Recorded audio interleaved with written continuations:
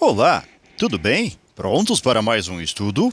Considere a função f de reais para números reais, não negativos, excluindo-se o zero, em reais, definida por f de x igual a log de x na base 2, esboce o gráfico dessa função. Muito bem, para podermos estabelecer o gráfico dessa função, nós vamos atribuir alguns valores especiais para x. Esses valores são os seguintes: 1/8, que é, se realizarmos a divisão, 0,125. 1/4, dividindo-se 0,25. 1/2, ao se realizar a divisão, 0,5. Nós temos também o número 1, na sequência o número 2, o número 4 e o número 8. Aqui nós poderíamos ter colocado quaisquer valores de x desde que eles sejam positivos, excluindo-se o zero. Nesse sentido, então, cabe a nós agora definir também uma função logarítmica. Toda vez que nós tivermos uma função no estilo f de reais, esse sinal de positivo aqui no índice significa que são números não negativos. Os números não negativos consideram, inclusive, o zero. Mas, ao se colocar o asterisco, excluímos a possibilidade do zero. Isto para o domínio da função. Em reais, no caso, o contradomínio da função.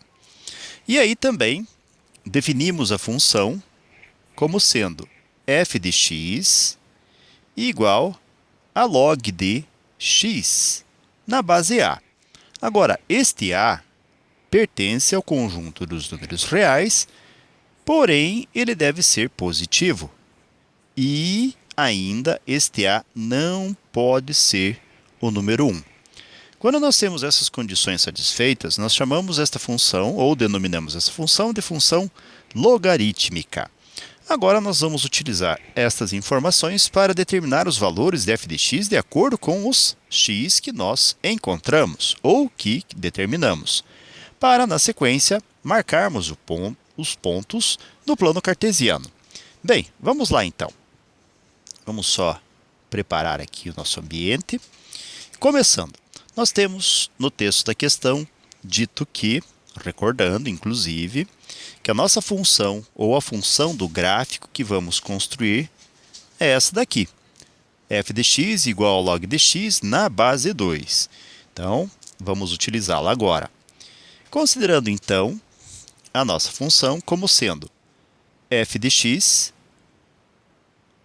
que é igual a log de x na base 2. Cada um dos números que atribuímos para x será substituído em x nessa função que estabelecemos, que determinamos. Então, fazendo isso, nós temos f de 1/8, que vai ser igual ao logaritmo de 1/8 na base 2. Agora, 1/8 nos interessa que seja escrita no seguinte formato. 8 é 2 ao cubo. Logo, vamos escrever 1 sobre 2 elevado a 3. Isto na base 2. Agora, 1 sobre 2, se nós quisermos escrever na base 2, basta fazermos o seguinte. Nós invertemos numerador com denominador, colocando 2 sobre 1, ou só 2, e trocamos o sinal do expoente, escrevendo menos 3. E isto na mesma base 2. O resultado disto vai ser igual a menos 3. Bem, aí viria uma pergunta. Por que o resultado aqui é menos 3? Vamos tentar ver se conseguimos dar uma resposta a esta afirmação. Bem, a esta indagação. Bem, vejam só. Para definirmos logaritmo, nós começamos assim. O logaritmo de um número n numa base a será igual a y. E aí nós fazemos a base a elevado a y igual a n. Então, vamos lá, nós colocamos a elevado a y, que é igual a n. Esta é a definição inicial de logaritmos. Aí nós temos que também obedecer a algumas regras. Este n tem que ser positivo. E ele é positivo porque o a também é positivo ou seja, maior que zero, e este a não pode ser 1. Do contrário, não teremos um logaritmo.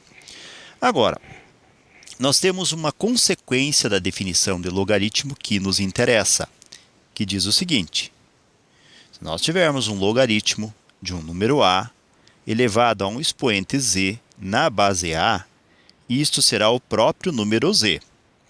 Por quê? Ora, se nós fizermos aqui a busca da justificativa do porquê que isso acontece, nós vamos ter o logaritmo de a elevado a z na base a. E nós vamos chamar isso de y. Aplicando a definição inicial de logaritmo, nós vamos ter a base a elevado a y, então a elevado a y, que vai ser igual a elevado a z. Então, a elevado a z. Como as bases são as mesmas, podemos desconsiderá-las simplificando e igualando os expoentes, ou seja, y é igual a z. Nesse contexto, então, log de a na base a elevado a z, ou seja, ou melhor, log de a elevado a z na base a, é igual a y, que é igual a z, que é justamente a afirmação anterior. Esta expressão aqui justifica o porquê que nós podemos fazer log de 2 elevado a 3 na base 2 igual a menos 3, ou seja, log de 2 elevado a menos 3 na base 2 igual a menos 3. Então, simplificando ou tentando transformar isso numa, entre aspas, regra, vejam só, quando a base a for igual à base a, nós só escrevemos como resultado o próprio expoente z. Com isso, nós podemos continuar agora na busca dos demais valores. Vamos só anotar aqui. Para log de 1/8 na base 2, nós vamos ter resultado para f de x que é igual a menos 3.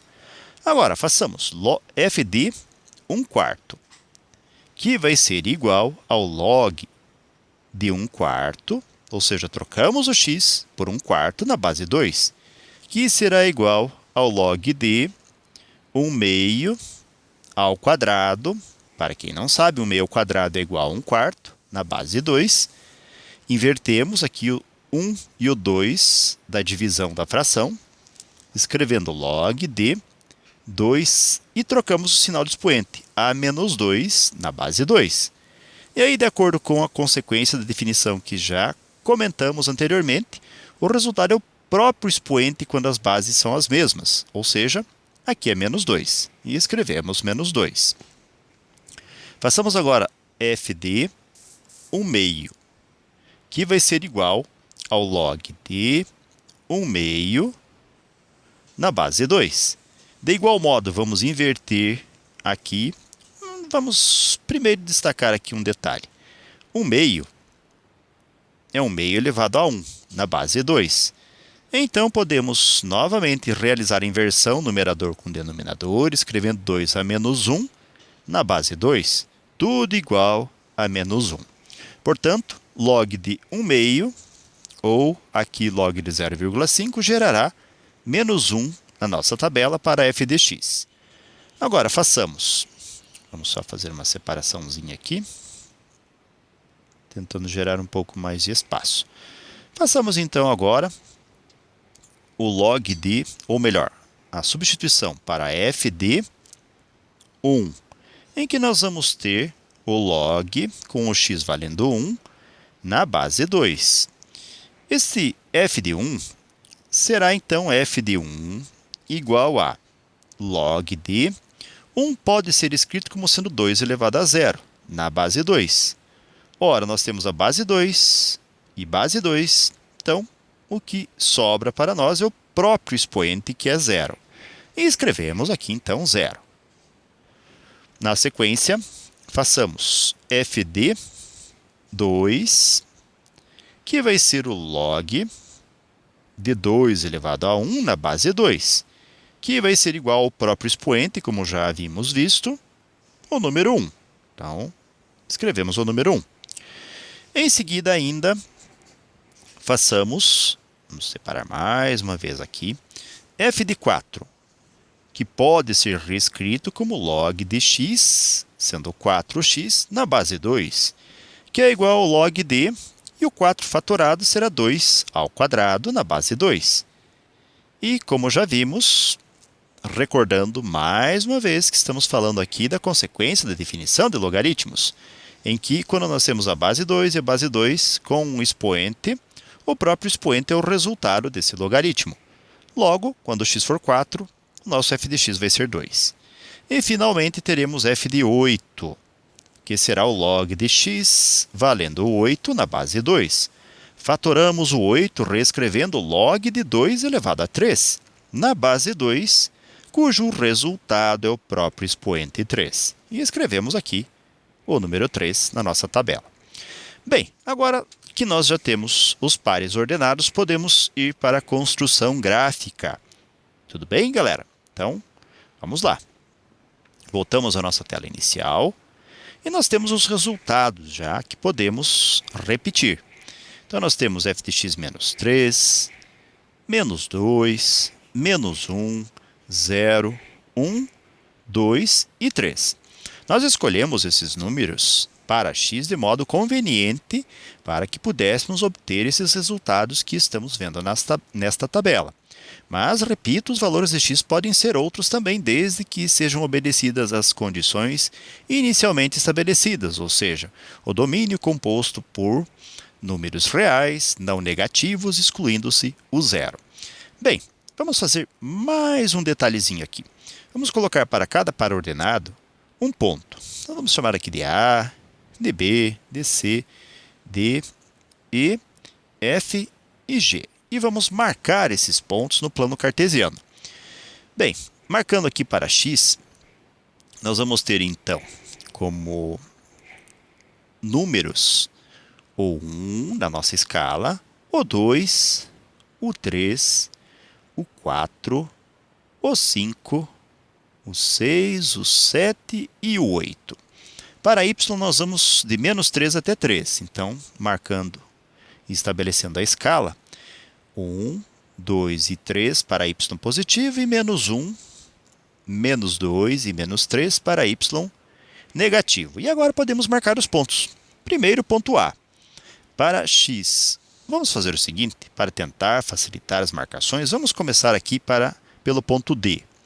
No ponto D, nós temos um x1 e o y0, ou seja, marcamos no próprio plano cartesiano.